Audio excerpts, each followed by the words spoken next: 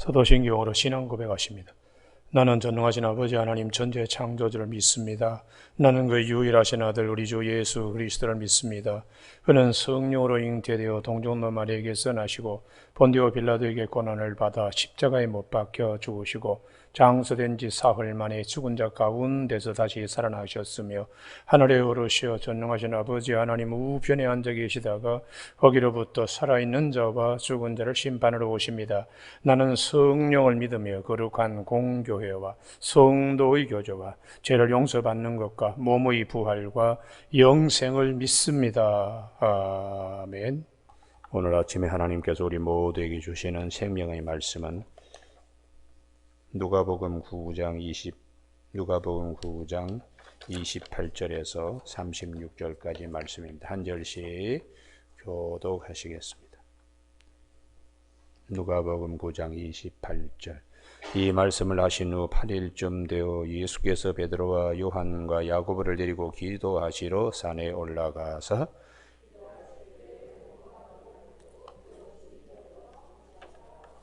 문득 두 사람이 예수와 함께 말하니 이는 모세와 엘리야라.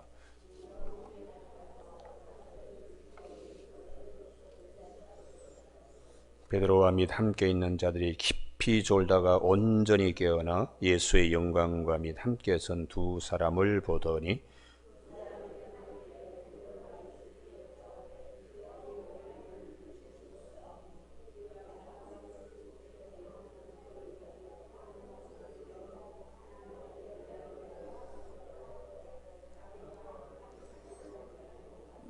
이 말을 즈음에 구름이 와서 그들을 덮는지라. 구름 속에서 들어갈 때 그들이 무서워하더니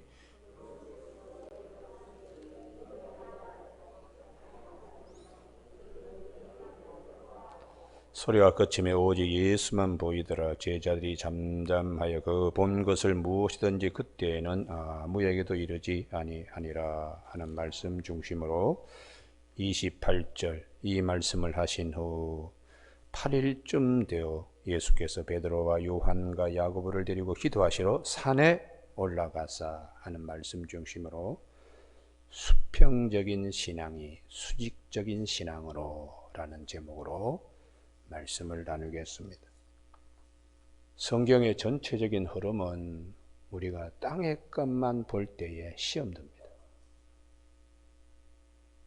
베드로하고 제자들이 주님이 십자가에 죽으신다는 그 말씀,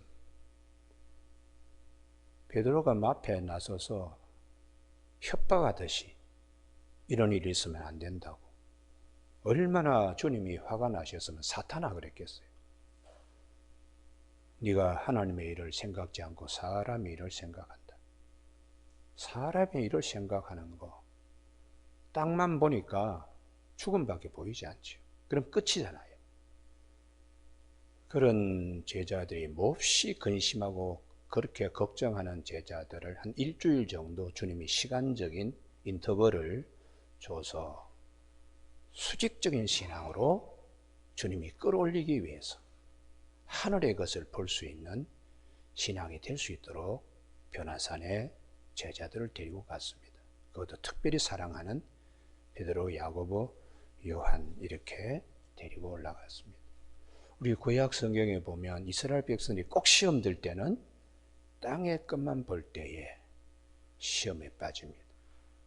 그래서 출애굽기 14장에 애굽에 매장지가 없어서 우리를 여기 홍해바다까지 끌고 왔느냐고 그렇게 할 때에 모세는 위의 것을 봐야 된다는 거예요. 오늘 너희를 위하여 구원을 베푸시는 하나님의 구원을 보라고, 오늘 본 애굽의 사람들 다시는 보지 못할 것이라고. 땅의 것만 볼 때에 시험 듭니다. 수평적인 신앙은 늘 시험 들기에 좋은 신앙입니다. 그래서 수직적인 신앙으로 이게 어떤 계기들이 오는 것이에요. 이스라엘 백성들이 광야 교회에서 끊임없이 그들이 시험에 빠지는 것은 수평적인 신앙에서 시험에 빠집니다. 우리 출애굽기 16장에 보면 애굽에 있었을 때에 고기 가마 곁에서 먹던 때와 떡 먹던 때가 그립다고. 그때에 모세가 아니다, 위로부터 하나님이 먹을 양식을 비같이 내려 주실 것이다. 그래서 며칠에게 만나를 주셨어요. 출애굽기 32장이 굉장히 중요한 부분인데요. 모세가 하나님께 올라갔습니다. 내려옴이 더딤을 보고 이들이 시험 들어서 금송아지를 만드는 거예요. 위의 것을 보면은 좀 기다려야죠. 하나님이 모세를 붙잡고 40일 동안의 산에서 앞으로 하나님의 택할 백성들의 법과 규례와 모든 것을 모세에게 다 일러주고, 제사법이라든지 이런 모든 것을 다 일러주고, 돌비를 친히 새긴 돌비를 모세에게 주어서 내려보내는 40일의 기간은 땅에서 볼 때는 아주 그냥 길고 오래지 일지 모르지만, 천년이 하라고 하고 하루가 천년 같은 하나님 앞에서는 굉장히 빠르게 진행시키는 거예요. 그래서 막 시험 들어서 금송아지 만들고 막 뛰놀고 그랬습니다. 그래서 우리가 하나님이 하시는 일, 그것을 위에서 하시는 일을 믿으면 때로는 조금 기다려 봐야 돼. 할렐루야. 그래서 사도 바울이 베드로후서 3장에서 천년이 하라고 하루가 천년 같은 이 한 가지 사실을 잊지 말아라. 하나님은 모든 사람이 멸망하기를 원하지 않고 다 구원에 이르기를 원하시는 것이다. 할렐루야. 하나님의 위의 뜻을 생각하라는 것입니다.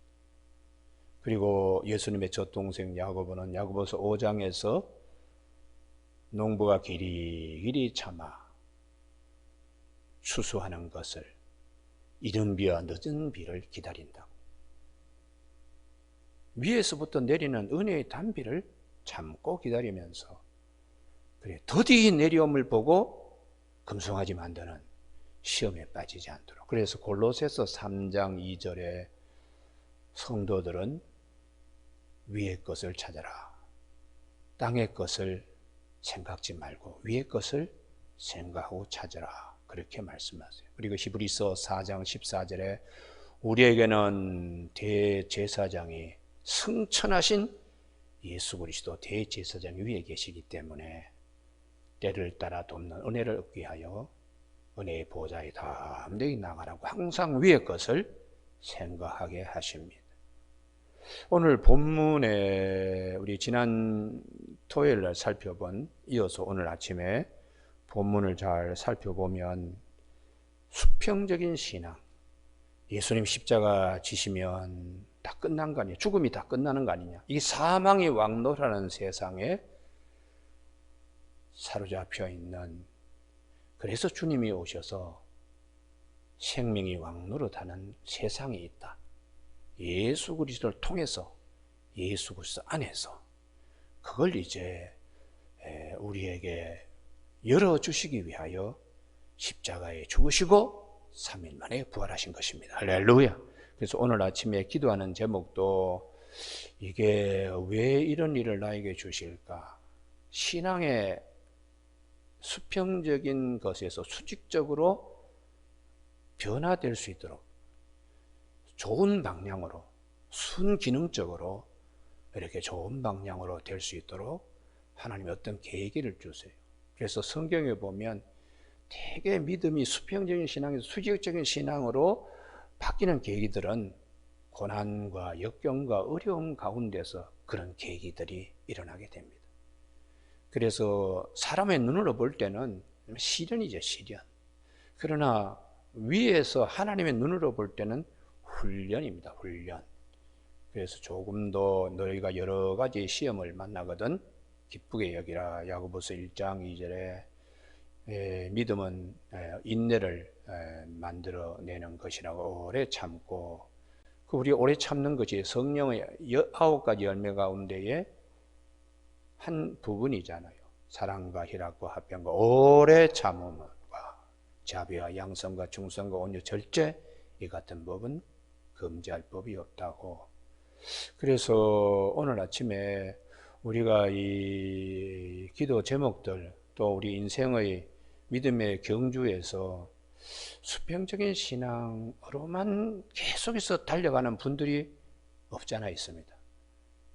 그런 분들은 오늘 본문 말씀을 잘 기억하며 수직적인 신앙으로, 물이 아무리 80도, 90도 하더라도 액체 상태예요. 99도가 되더라도 액체 상태입니다. 요 1%, 100도가 되어야 기화되고 기체 상태가 되는데 30도나 99도나 다 액체 상태예요. 그런데 요 1%가 100도가 되어야지 기화되는 기체 상태인데 요 1%가 대단히 중요합니다. 기화되면 위에 올라가서 다 내려다보잖아요. 내려다보도 우리 신앙도 그와 같습니다.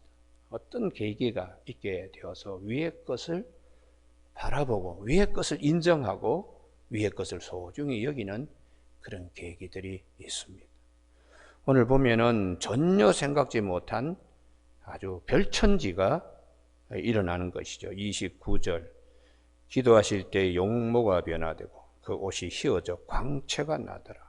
이게 속에서부터 뿜어져 나오는 빛입니다. 그러니까 그분이 빛의 본체이죠. 뭘 이렇게 반사받아가지고 빛을 비추는 회광반조와 같은 그런 빛이 아니고 본인 자신이 내뿜는 빛이기 때문에 널 빌려가지고 반사해서 그런 뜻이 아닙니다. 그런 이제 역사가 일어나는데 이것은 땅에서는 우리가 경험하기 어려운, 변화산 아래에서는 경험하기 어려운 신비의 세계입니다. 그러므로 하나님의 일은 항상 위에서 일은 우리가 전혀 계산하기 어려운 또 다른 세계가 있음을 우리가 믿는 믿음에 설 수 있기를 바랍니다. 할렐루야. 우리가 이렇게 앉아있지만 여기서부터 한 10km 정도 올라가면은 전혀 다릅니다. 전혀 다릅니다. 10km. 10km 해봤자 얼마 됩니까? 수평적으로 보면 얼마 되지 않습니다. 그러나 위로 올라가면은 10km 정도 올라가면은 우리가 전혀 다른 세계가 위에서 펼쳐지는 것이, 앞으로 우리가 하나님 앞에 나아갈 때도 더 신비한 세계가 있습니다. 할렐루야.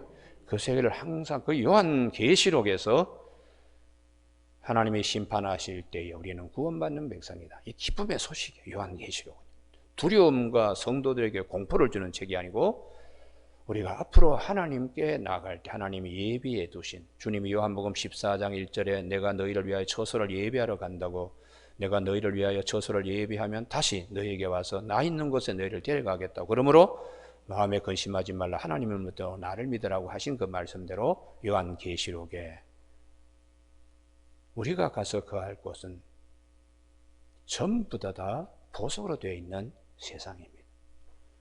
유리바다에다가 황금문에다가 진주문. 그래서 우리의 천국 주소의 번지수는 요한계시록 21장 21절이에요.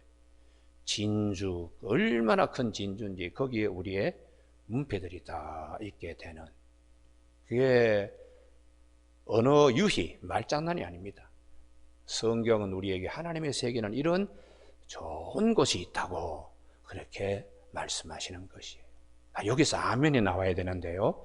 여러분이 생각만 하더라도 마음이 벅차올라야 돼요. 벅차올라야 돼요. 그래서 아침에 찬송가 491장에 저 높은 곳을 향하여 날마다 우리는 믿음의 걸음으로 나아가는, 항상 우리의 마음이 그곳에 있게 찬송가 491장을 부른 것입니다.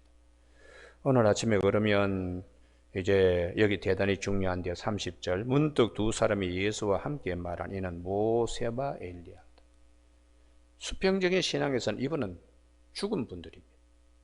수직적인 신앙에서는 잠잤다라는 표현으로 죽지 않으신 주님 하나님 나라에 가 있는 것이죠. 그래서 이 모세는 율법의 대표, 엘리야는 선지서의 대표니까 구약의 대표 주자들입니다.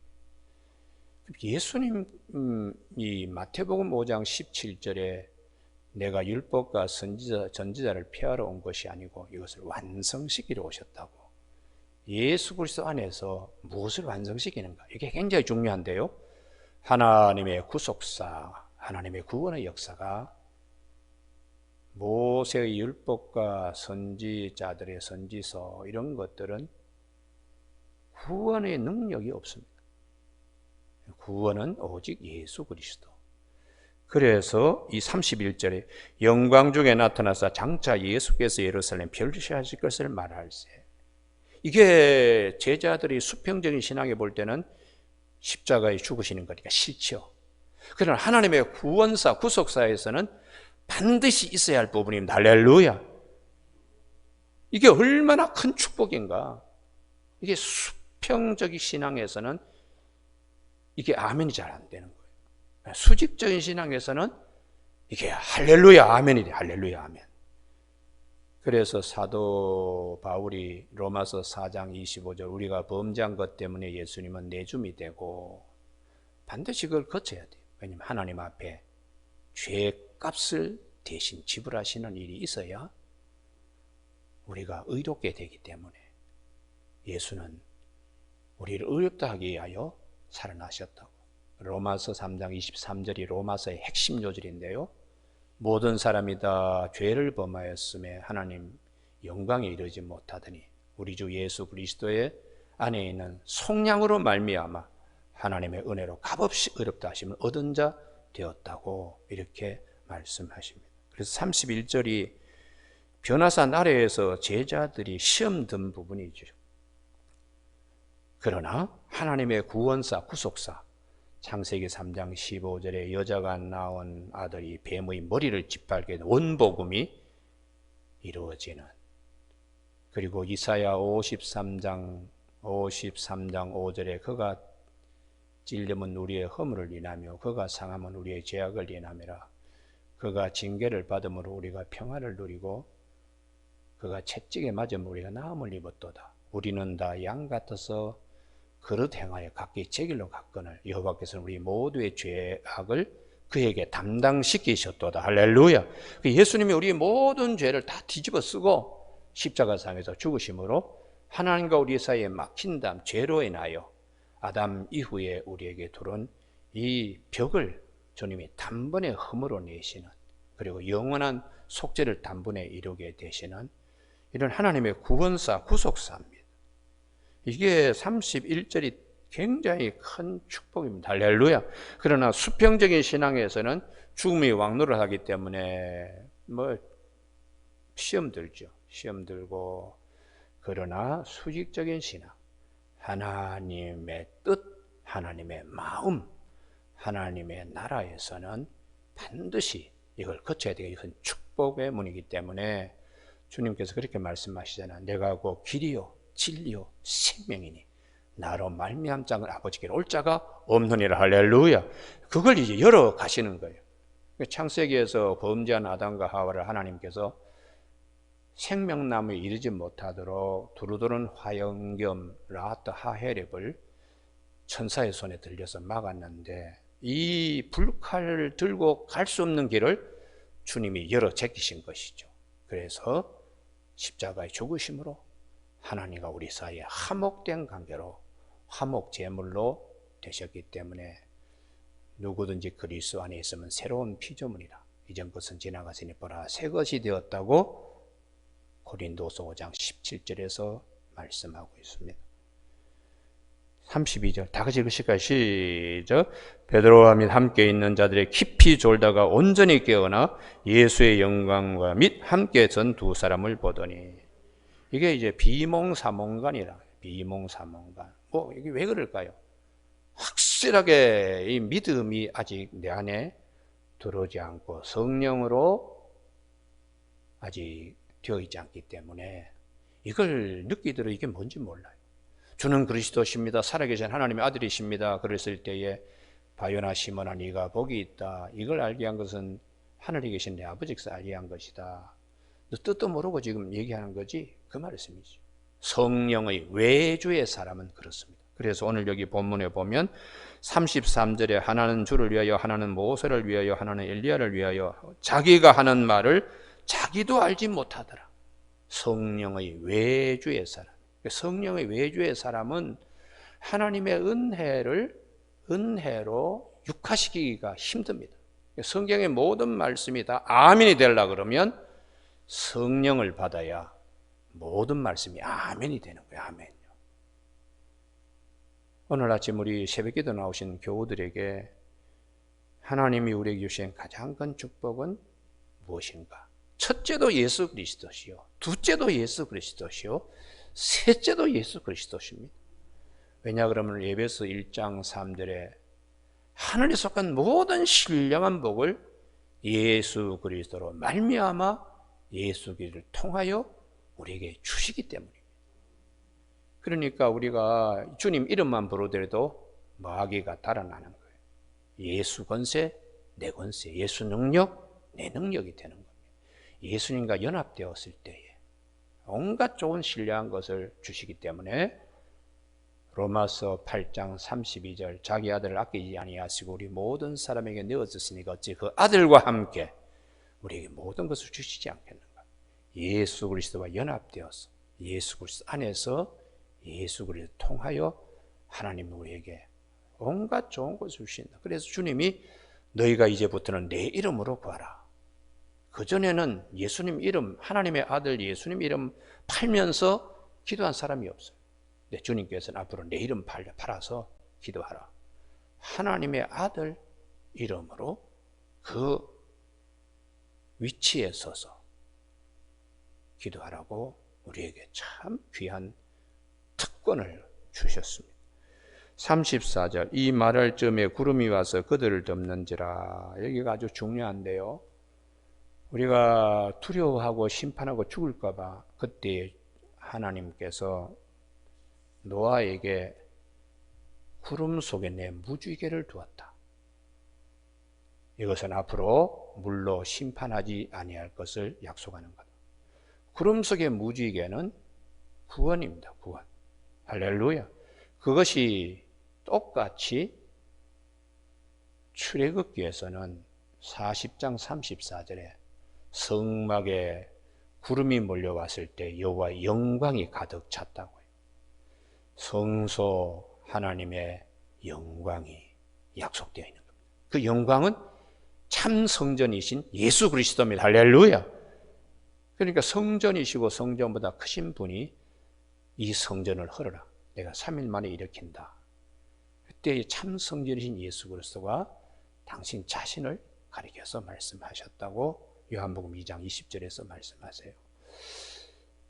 오늘도 우리가 이 말씀, 놀라운 구원의 축복은 구름 속에 내 무지개를 숨겨둔 것, 그건 다 비유입니다. 비유. 그러나 이제는 우리가 눈과 얼굴을 대하여 이 진리의 말씀을 하는 거예요. 구름 속의 무지개가 도대체 어느 분을 얘기하시는가? 예수 그리스도 변화산의 구름 속에서 말씀하시는 그 예수 그리스도를 하나님이 이렇게 말씀하세요. 35절 다 같이 읽습니다. 시작. 구름 속에서 소리가 나서 이르되 이는 나의 아들고 택함을 받은 자니 너희는 그의 말을 들으라. 할렐루야. 구름 속의 무지개가 누구냐? 예수 그리스도. 예수 그리스도. 그때는 희미하게 봤지만 이제는 얼굴과 얼굴을 대면하고 보듯이 진리의 말씀이 아예 우리에게 밝히어 와 있습니다. 소리가 그치면 오직 예수만 보이더라. 이게 우리 신앙의 전부가 되어야 돼. 할렐루야. 이게 신앙의 전부가 되어야 되는데 아직도 제자들 그 선두급 주님이 특별히 사랑하는 애 제자들이잖아요. 요 세 사람은 회당장 야이로의 딸을 살리러 들어가실 때에 요 세 사람만 데리고 변화산에도 요 세 사람만 데리고 또 겟세마네 동산에서도 요 세 사람을 가까이 두면서 기도하게 하셨는데 이 사랑받는 자들이 정말 큰 사랑이 무엇인가를 아주 육화시키지 못하고 있어요.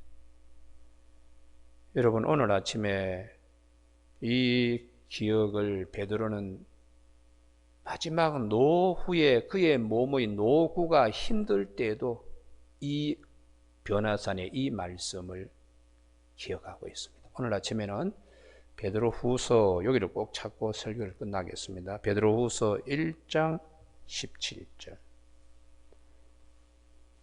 383면 우리가 이렇게 증언하는 것은 베드로서 1장 16절에 우리 입으로 손으로 지어낸 얘기가 아니고 친히 우리가 목격했다. 그의 크신 위엄을 친히 본 자라. 그 다음에 17절 지극히 큰 영광 중에서 할렐루야. 이게 뭐 신비의 세계를 이렇게 말할 수밖에 없어요. 사도 바울도 내가 삼청천에 올라가 천국 갔다 온 걸 뭐 인간의 언어로 표현할 수가 없다고. 지극히 큰 영광 중에서 변화산에서 체험한 거죠. 이게 나중에 이게 얼마나 중요한 것인가를 베드로는 이제 채색 옷으로 하나님이 입혀주시는 영광의 가죽옷으로 그는 마음에 간직하고 있습니다. 이러한 소리가 그에게 나기를 이는 내 사랑하는 아들 내 기뻐하는 자라. 구름 속의 무지개는 예수 그리스도입니다. 할렐루야. 그가 하나님 아버지 종기의 영광을 받으셨느니라. 이 소리는 우리가 그와 함께 거룩한 산에 있을 때에 변화산이죠. 오늘 아침 본문요. 하늘로부터 난 것을 들은 것이라. 우리의 신앙은 하늘로부터 온 것에 기초하고 있어야 돼요. 땅에서부터 솟아나는 것에 기초하면 안 됩니다. 그 다음 말씀이 아주 중요하죠. 하나님이 직접 들려주시는 음성 못지않게 19절 또 등가적인 관계입니다. 우리에게는 확실한 예언이 있어 기록된 성경 말씀. 그걸 통해서도 하나님의 음성을 들을 수 있다는 거예요. 어두운 데를 비추는 등불과 같으니 마치 시각적인 아침에 날이 새어 샛별이 너희 마음에 떠오르기까지. 그러나 하나님의 음성은 이렇게 들려지는 거예요. 어둠에서 샛별이 떠오르기까지 하나님의 음성을 성경을 통하여 하나님의 음성을 들을 수 있다. 그래서 요한복음 14장 26절에 보혜사 곧 아버지께서 내 이름으로 보내실 성령 그가 너에게 모든 것을 가르치시고 내가 너에게 말한 모든 것을 생각나게 하리라. 할렐루야. 하나님의 음성 듣는 방법은 말씀 앞에 묵상하는 거예요. 시냇가에 심은 나무와 같이. 그래서 먼저 할 것은 성경의 모든 예언, 말씀은 사사로이 풀 것이 아니라 너무 그냥 성경을 풀 때에 저 세상적인 책에서 가져온 것 가지고 뭐 집어넣는 것은 아주 나쁜 습관입니다. 거룩한 하나님의 말씀을 세상적인 거 갖고 섞어가지고 잡탕만 만들어가지고 양들에게 먹이는 것은 독약을 치는 것과 같다고 저는 말하는 목사입니다.